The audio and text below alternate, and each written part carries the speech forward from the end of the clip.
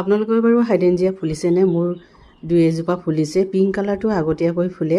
যিবোৰ খুব আজি এমাহৰ আগতে ফুলিছিলে সেইবিলাক বিক্ৰী হৈ গ'ল আৰু এতিয়া মাদাৰ প্লাণ্ট কেইজোপা যিহেতু কাটি থকা হয় সেইটো কাৰণে ফুলা পলম হ'ল আৰু এতিয়া ফুলিছে। আপোনালোকক দেখুৱাবলৈ মন গ'ল।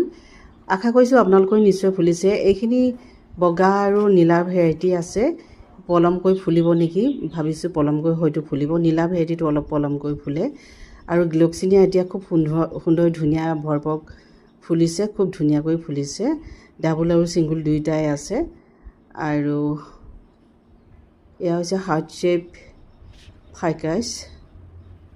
এইটো ডাবল ভেৰাইটি গ্লক্সিনিয়া আৰু ইয়াৰে এপাহ আমাৰ ডগিটোৱে আজি ৰাতিপুৱা ছিঙি পেলালে। বহুত বেয়া লাগে এনেদৰে যদি ফুলবিলাক অকালতে ছিঙি যায়, বহুত বেয়া লাগে নহয়নে? মোৰো বেয়া লাগে। বিনা কাৰণত যদি